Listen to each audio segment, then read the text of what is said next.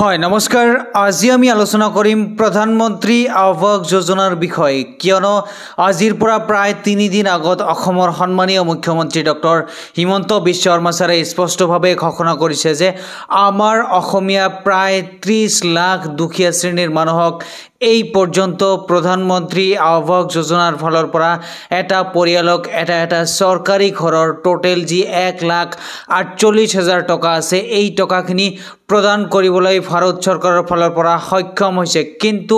2018 চনত যি জিঅ' টেকিং কৰা হৈছে পঞ্চায়তৰ থ্ৰুদি প্ৰত্যেকটো ঘৰে ঘৰে যাই যি জিঅ' টেকিং কৰিছে এই জিঅ' টেকিং কৰাৰ ভিতৰত এই পৰ্যন্ত 3,88,000 মানুহক ঘৰ দিবলৈ সক্ষম হোৱা নাই প্ৰধানমন্ত্ৰী আৱাস যোজনাৰ ফলৰ পৰা বাকি থকা যি 3,88,000 মানুহে এই পৰ্যন্ত জিঅ' টেকিং কৰা হৈছে বা লিষ্টত নাম থকাৰ পিছতো এই পৰ্যন্ত চৰকাৰী ঘৰৰ পৰা বঞ্চিত হৈ আছে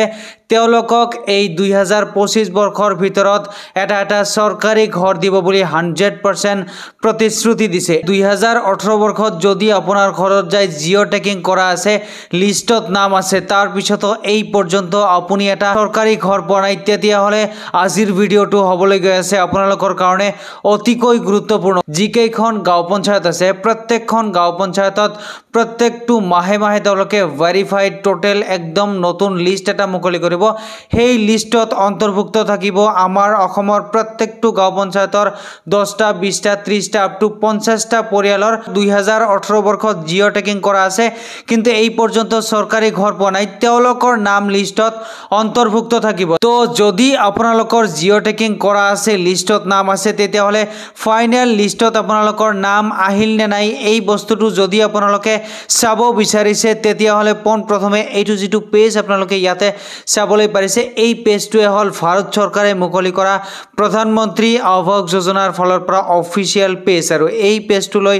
আপোনালোকৰ প্ৰথমে আহিব লাগিব ইয়াতে অহাৰ লগে লগে এইটো যেটো আপোনালোকে ওপৰত 3 লাইন ইয়াতে চাবলৈ পাৰিছে এই 3 লাইনত আপোনালোকৰ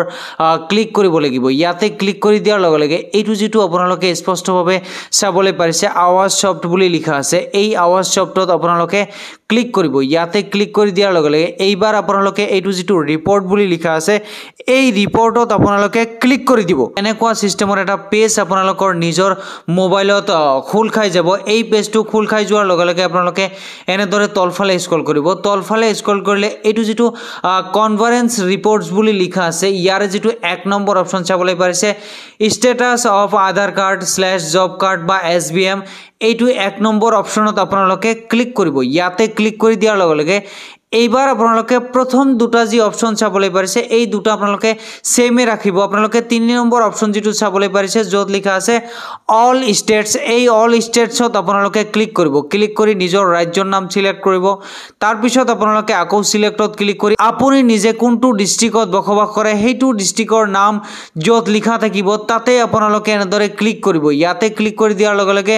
এইবাৰ আপোনালোকে আকৌ সিলেক্টত ক্লিক কৰি আপুনি কোনখন ব্লকৰ অধীনত বসবাস কৰে হেইখন ব্লকৰ নাম যত লিখা থাকিব তাতে আপোনালোকে ক্লিক কৰিব তাৰ পিছত আপোনালোকে আকৌ এই সিলেক্টত ক্লিক কৰি এইবাৰ আপুনি নিজে কোনটো গাঁও পঞ্চায়তৰ অধীনত বসবাস কৰে হেইটো গাঁও পঞ্চায়তৰ নাম যত লিখা থাকিব তাতে আপোনালোকে ক্লিক কৰিব ইয়াতে ক্লিক কৰি দিয়াৰ লগে লগে প্ৰথমে লিখা আছে প্ৰধানমন্ত্ৰী আৱাস যোজনাৰ ৰেজিষ্ট্ৰেচন নাম্বাৰ তাৰ পিছত কাৰ নামত চৰকাৰী ঘৰটো স্যাংশন হৈছে অৰ্থাৎ কি বেনিফিচিয়াৰী নাম হাউস টু জয়েন্ট হৈছে অৰ্থাৎ হাজবেন্ড আৰু ওয়াইফ দুজনৰ নামতে স্যাংশন হৈছে নে এজনৰ নামত স্যাংশন হৈছে ইয়াতে স্পষ্টভাৱে আপোনালোকে চাবলৈ পাৰিব আধাৰ ষ্টেটাস UID ষ্টেটাস হাউস ষ্টেটাস গোটেইখিনি আপোনালোকৰ কমপ্লিট আছে ইয়াতে স্পষ্টভাৱে আপোনালোকে চাবলৈ পাৰিছে ৰাইট ফালে স্ক্ৰল কৰিলে কোনটো বেংক একাউন্ট আপোনালোকে এপ্লাই কৰাৰ সময়ত দিছিল এইটো ইয়াতে চাবলৈ পাৰিছে ব্ৰাঞ্চৰ নাম একাউন্ট নাম্বাৰ স্যাংশন নাম্বাৰ তাৰ পিছত স্যাংশন ডেট অৰ্থাৎ কি আপোনাৰ নামত প্ৰধানমন্ত্ৰী আৱাস যোজনাৰ ফলৰ পৰা কোনটো তাৰিখত চৰকাৰী এটা ঘৰ স্যাংশন হৈছে ইয়াতে আপোনালোকে স্পষ্টভাৱে চাবলৈ পাৰিব এইজন মানুহৰ 23 তাৰিখ 2 মাহ 2025 বৰ্ষত স্যাংশন হৈছে এইজন মানুহৰ 3 তাৰিখ 3 মাহ 2025 বৰ্ষত স্যাংশন হৈছে এইজন মানুহৰ 4 তাৰিখ 3 মাহ 2025 বৰ্ষত স্যাংশন হৈছে প্ৰধানমন্ত্ৰী আৱাস যোজনাৰ ফলৰ পৰা আপোনাৰ নামত কিমান টকা স্যাংশন কৰি দিয়া হৈছে এইটো ইয়াতে চাবলৈ পাৰিব যদি অল ডিটেইলছ হিচাপত চাব বিচাৰে তেতিয়া হলে এইটো যেটো ডাউনলোড PDF বুলি যে ইয়াতে স্পষ্টভাৱে আপোনালোকে চাবলৈ পাৰিব পাৰিছে এই ডাউনলোড পিডিএফত আপোনালোকে ক্লিক কৰিব ইয়াতে ক্লিক কৰি দিয়াৰ লগে লগে অটোমেটিকলি ডাউনলোড হৈ নেক্সট এটা পেজলৈ গুচি যাব অল ডিটেইলছ সহ এক নম্বৰ চাবলৈ পাৰিছে ৰেজিষ্ট্ৰেচন নাম্বাৰ বেনিফিচিয়াৰী নাম কিমান টকা আপোনাৰ নামত স্যাংচন হৈছে কোনটো তাৰিখত আপোনাৰ নামত প্ৰধানমন্ত্ৰী আৱাস যোজনাৰ ফলৰ পৰা এটা চৰকাৰী ঘৰ স্যাংচন কৰি দিয়া হৈছে অল ডিটেইলছ ইয়াতে আপোনালোকে চাবলৈ পাৰিছে অৰ্থাৎ কি এইটো যেটো